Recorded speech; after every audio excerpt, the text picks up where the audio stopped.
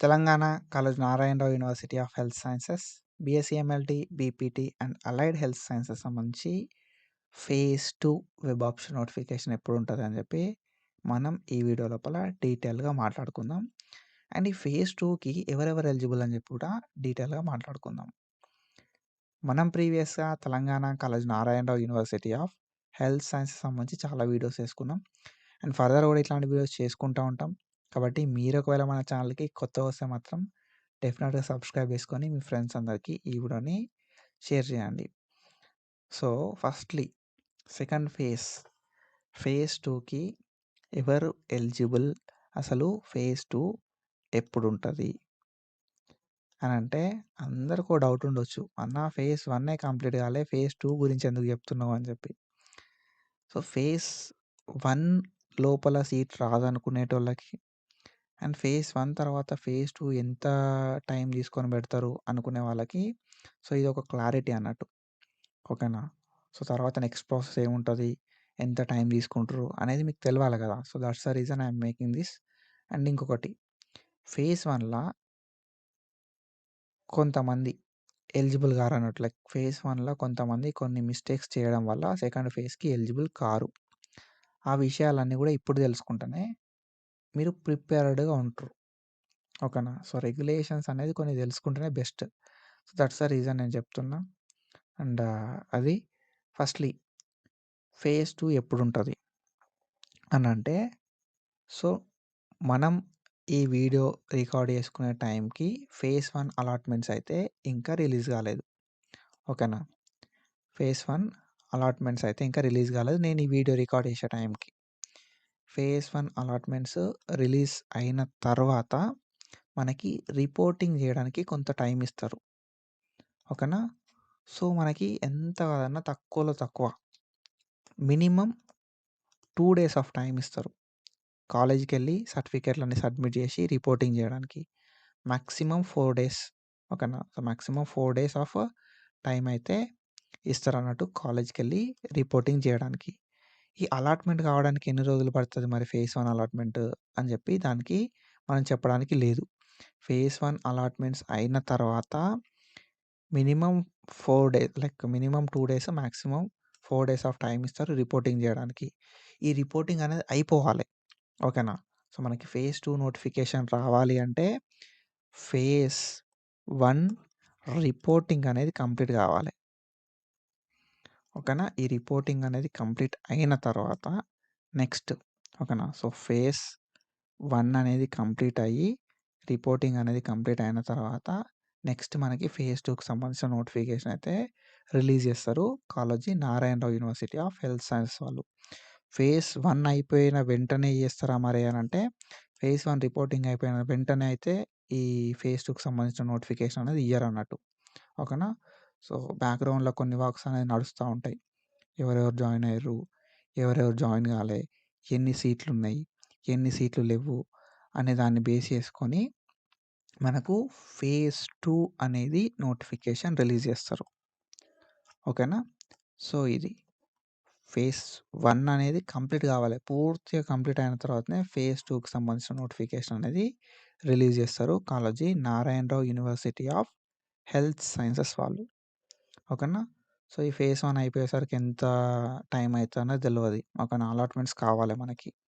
ఓకేనా? So, allotments కావాలి. Allotments తర్వాత రిపోర్టింగ్ అయిపోవాలి. ఈ అలాట్‌మెంట్స్ రిపోర్టింగ్ అయిపోయిన తర్వాత ఎవరెవరు జాయిన్ అయ్యిర్రు? ఎన్ని సీట్లున్నాయనేది ఇన్ఫర్మేషన్ అనేది కాలేజ్ వాళ్ళు యూనివర్సిటీకి పంపాల్సి ఉంటదన్నట్టు. అది పంపాలి. దాని తర్వాత మనకు సెకండ్ ఫేజ్ నోటిఫికేషన్ అయితే ఇస్తారు. వెబ్ ఆప్షన్స్‌కి సంబంధించి. ఓకేనా? సో, ఫేజ్ 2కి సంబంధించి వెబ్ ఆప్షన్‌కి సంబంధించి మనకు నోటిఫికేషన్ అయితే యూనివర్సిటీ నుండి రిలీజ్ అయితది ఆఫ్టర్ ఫేజ్ 1. మరి ఎలిజిబిలిటీ ఏంటిది? ఓకేనా? సెకండ్ ఫేజ్‌కి ఎవరు ఎలిజిబుల్? అంటే ఫస్ట్ అండ్ ఫార్‌మోస్ట్ థింగ్ ఏందంటే నో న్యూ అప్లికేషన్స్. ఓకేనా? No new applications. ఒకవేళ నీ పేరు ఆల్రెడీ నువ్వు అప్లికేషన్ చేసుకొని, నీ పేరు ఫైనల్ మెరిట్ లిస్ట్ లోపల ఉండాలి. ఓకేనా? ఫైనల్ మెరిట్ లిస్ట్ లోపల ఉండాలి. ఫస్ట్ థింగ్ ఇది. కొత్తోళ్ళెవ్వలు గూడా అప్లికేషన్ బెట్టుకోవడానికి ఛాన్స్ అయితే ఉండది. సెకండ్ ఫేజ్ వెబ్ ఆప్షన్స్‌కి. ఓకేనా. అప్లికేషన్స్ ఉండయి. అసలు కొత్తోళ్ళకి ఛాన్సే ఉండదు బ్రో. ఆల్రెడీ అప్లై చేసుకున్నోళ్ళకే ఛాన్స్. అప్లై చేసుకొనుండాలే. ఫైనల్ మెరిట్ లిస్ట్ లోపల పేరుండాలే. ఫస్ట్ థింగ్ ఇది. ఒకవేళ మనకు ఫేజ్ 1 అలాట్‌మెంట్స్ అయిపోతాయి గదా! ఓకేనా. సో, ఫేజ్ 1 అలాట్‌మెంట్స్ అయితాయి. ఫేజ్ 1 అలాట్‌మెంట్స్ అయిన తర్వాత 2 సిట్యుయేషన్స్ ఉంటాయి బ్రో. ఓకేనా.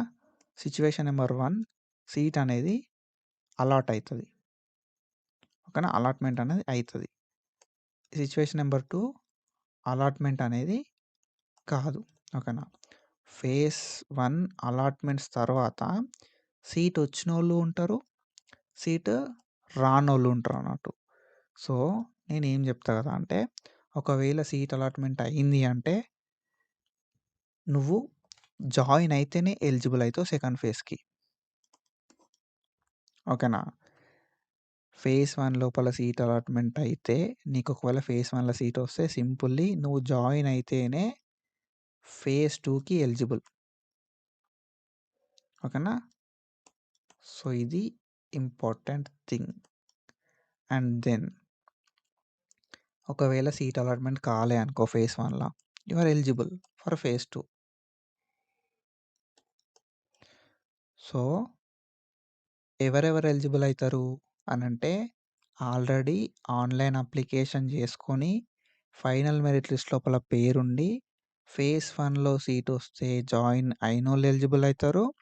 ఫేజ్ 1లో సీట్ రాని వాళ్ళు ఎలిజిబుల్ అయితారు. ఫేజ్ 1లో సీట్ వచ్చి జాయిన్ కానోళ్ళు ఉంటారు చూసినావా? వాళ్ళు మాత్రం eligible car. And one thing I want to clarify you, one time exemption అనేది ఉంటది. ఓకేనా. వన్ టైమ్ ఎక్సెంప్షన్ అనేది ఉంటది. సో, ఈ వన్ టైమ్ ఎగ్జామ్షన్ ఎవరికిస్తారు అనంటే ఒకవేళ ఫేజ్ 1 లోపల సీట్ వచ్చి జాయిన్ కాని వాళ్ళకి వన్ టైమ్ ఎగ్జామ్షన్ కింద ఫేజ్ 2 లోపల వెబ్ ఆప్షన్‌లు పెట్టుకోవచ్చు అనే ఒక ఛాన్స్ అయితే ఇస్తారన్నట్టు. కానీ ఈసారి అప్లికేషన్స్ అనేది హై వచ్చినాయి కదా! ఆల్మోస్ట్ 8,000 అప్లికేషన్స్ వచ్చినాయి. మనకున్న సీట్లు తక్కువ. కాబట్టి కాంపిటీషన్ ఈస్ హై. నేనేం చెప్తా కదా! అంటే ఈ వన్ టైమ్ ఎగ్జామ్షన్ అనేది ఉండకపోవచ్చు. కాబట్టి if you want to participate in phase 2 నీకు సీట్ వస్తే మాత్రం జాయిన్ గా అని చెప్పి నేను చెప్తా. జాయిన్ కాకపోతే మాత్రం you are not eligible for second phase. ఓకేనా. So, most of the people చేసే మిస్టేకే ఇది. ఫేజ్ 1లో సీట్ వచ్చిన తర్వాత జాయిన్ గారు.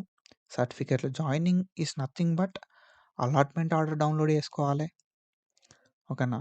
6,000 పెట్టి అండ్ దాని తర్వాత కాలేజ్‌కి పోవాలి. కాలేజ్‌కి పోయి సర్టిఫికేట్స్ అన్నీ ఒరిజినల్స్ ఓకేనా. ఒరిజినల్స్ అన్నీ సబ్మిట్ చేయాలి.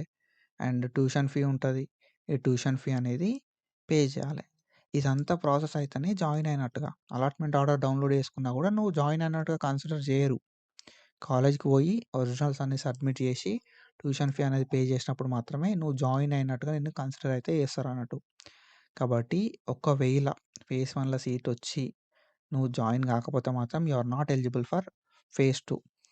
జాయిన్ అయితే నువ్వు నెక్స్ట్ ఫేజ్‌కి ఎలిజిబుల్ అన్నట్టు. ఓకేనా. సో, ఇది ఇన్ఫర్మేషన్ కొత్తోళ్ళకైతే పక్కా ఛాన్స్ అయితే ఉంటది. ఆల్రెడీ అప్లికేషన్ చేసుకొని ఉండాలి. అప్లికేషన్ చేసుకొని ఉన్న తర్వాత ఫేజ్ 1లో సీట్ వస్తే జాయిన్ కావాలి. ఓకేనా. ఫైనల్ అప్లికేషన్ చేసుకొని ఉండాలి. తర్వాత ఫైనల్ మెరిట్ లిస్ట్ లోపల పేరుండాలి.